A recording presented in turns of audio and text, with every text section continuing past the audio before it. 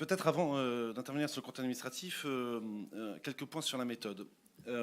J'ai constaté, Monsieur le Président, à la fois au budget primitif, mais aussi sur cette délibération que vous venez de voter sur la hausse des taux, que vous répondez à une partie de l'opposition d'une façon qui est peut-être un peu facile. Parce qu'effectivement, moi je suis d'accord avec vous, c'est totalement incohérent de prôner à la fois la baisse des frais de fonctionnement et de voter l'ensemble des chapitres du budget primitif et l'ensemble des délibérations en commission permanente. D'ailleurs, je ne comprends pas très bien comment on peut voter contre une motion sur l'expérimentation du revenu de base en Gironde et voter une subvention de 90 000 euros pour justement expérimenter ce revenu de base. Bon, on est d'accord sur l'incohérence. Moi, ce que je voudrais, Monsieur le Président, c'est que vous ne sombriez pas dans la facilité et qu'à chaque fois, vous pointez ces incohérences qui sont manifestes, mais qui, quelque part, ne font pas avancer le débat. Moi, ce que j'aimerais, Monsieur le Président, c'est que vous répondiez aux réelles divergences politiques que nous avons sur les économies que je vous demande depuis, de façon totalement cohérente depuis maintenant 4 ans, sur les contrôles des prestations RSA, sur les aides aux migrants, sur le clientélisme qui coûte très cher, on va le voir. Sur la question des ressources humaines, etc. La seconde, Monsieur le Président, Monsieur le Vice-président, c'est que moi, je n'accepte pas la solidarité face à la solidarité de cet hémicycle face à la réforme fiscale qui nous est proposée.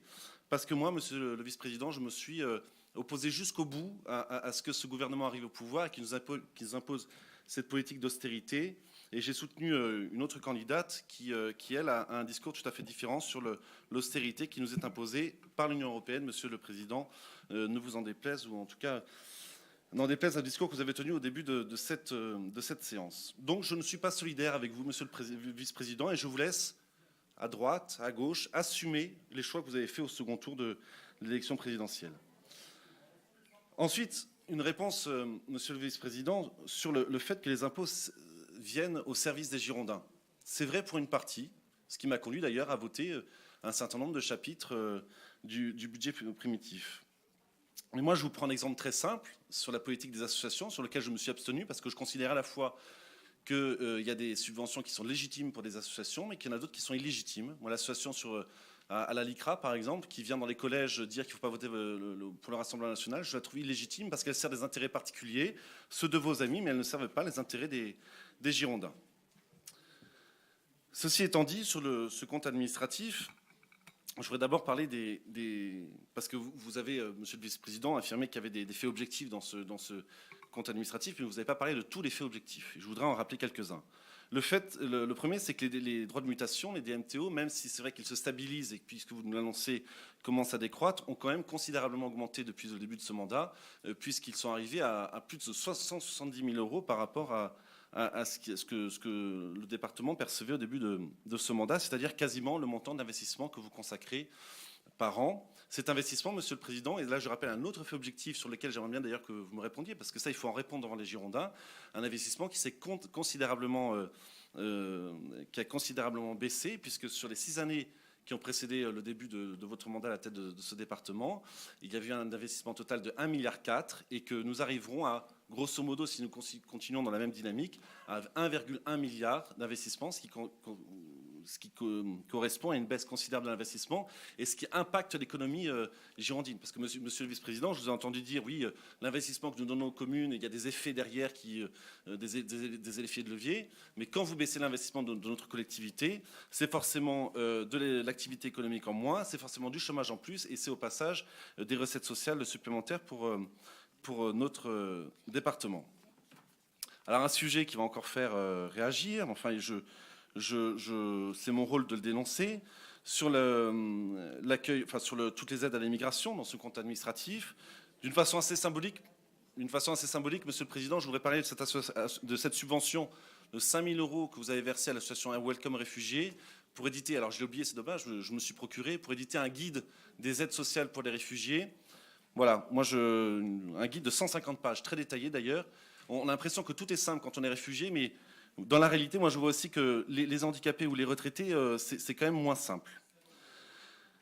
Sur la question de l'immigration, celle aussi de l'accueil des mineurs isolés. Alors, Monsieur le Président, je vous rappelle qu'au budget primitif, vous avez refusé de me donner le nombre de MNA qui étaient pris en charge par notre département, au prétexte que vous n'en aviez pas le droit. Alors moi, je vois quand même que vous avez voté ce matin je vois que vous n'avez pas le droit de faire la distinction entre les MNA, c'est ce que vous m'avez dit, entre les MNA et les autres enfants qui sont pris dans l'aide sociale à l'enfance. Juste pour être très précis, ce que je vous dis, c'est que un mineur évalué mineur entre dans le champ de la protection de l'enfance. Il devient donc un enfant à protéger comme les autres.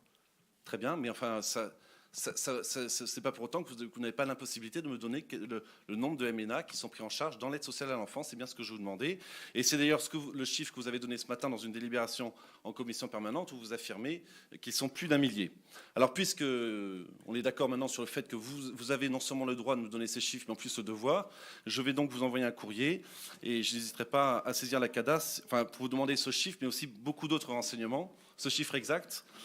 Et beaucoup d'autres renseignements, et je n'hésiterai pas à saisir la CADA pour que les Girondins puissent savoir, Monsieur le Président, parce que c'est non seulement on leur fait les poches, mais aussi c'est leur argent, ils ont le droit de savoir où il va.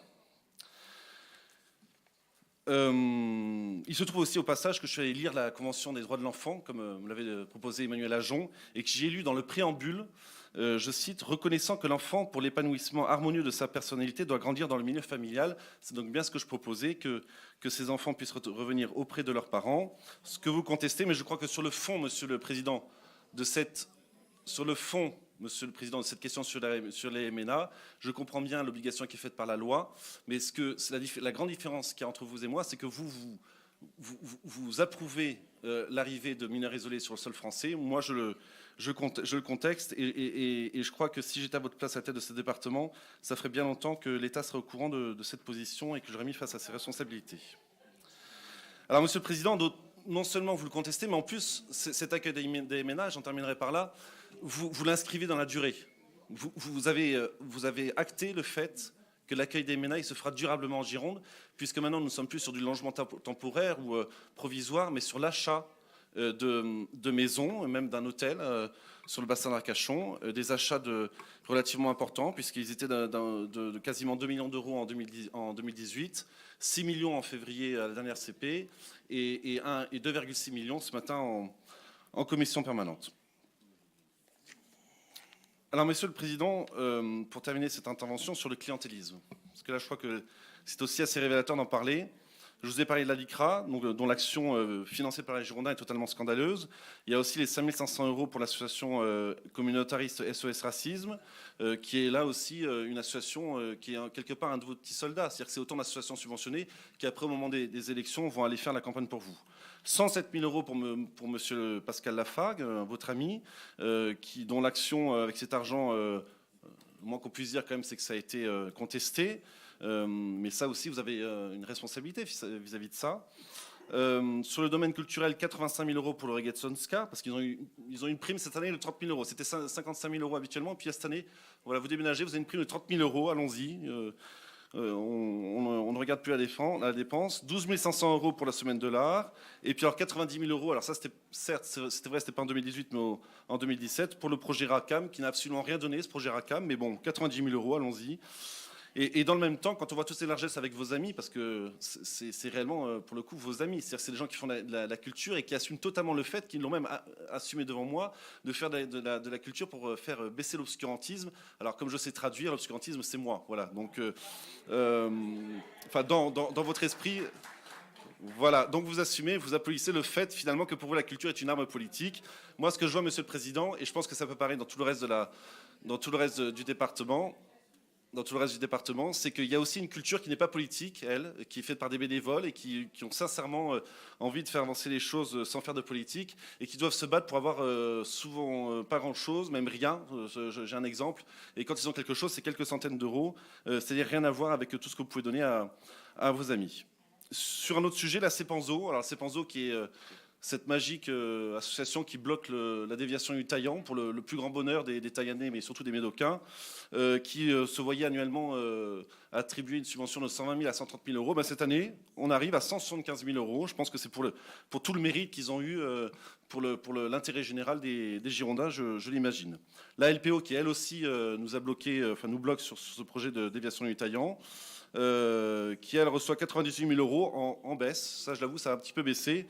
Mais enfin, dans le même temps, l'attribution de locaux pour 56 000 €. Moi, je vous le dis, Monsieur le Président, quand je vois certains membres de votre majorité qui viennent devant les chasseurs qui les soutiennent, moi je rappelle que la LPO, c'est d'abord une association militante et qui lutte contre la tradition rurale de la chasse. Voilà, Monsieur le Président. Alors moi je me suis fait cette réflexion ce matin, je crois, Monsieur le Président, qu'on peut être socialiste et à la fois pragmatique. Je pense que ça arrive dans d'autres hémicycles gérés par vos amis, peut-être même pas très loin d'ici. Mais en tout cas, ce que j'ai pu vérifier, c'est qu'ici, vous êtes profondément socialiste, c'est-à-dire complètement déconnecté d'intérêt général. Vous servez des intérêts, avec l'argent des contribuables, des intérêts qui sont d'abord les vôtres, qui servent votre idéologie. Je ne vais pas revenir sur ce projet de base qui a encore une fois coûté beaucoup d'argent, qui vous a pris beaucoup de temps, ainsi qu'au service, et qui s'est terminé comme on le sait, c'est-à-dire très mal. Mais je crois que voilà, tout ça, l'intérêt général des Girondins ne s'y retrouve que très mal. Et encore une fois, vivement que ça change. Voilà.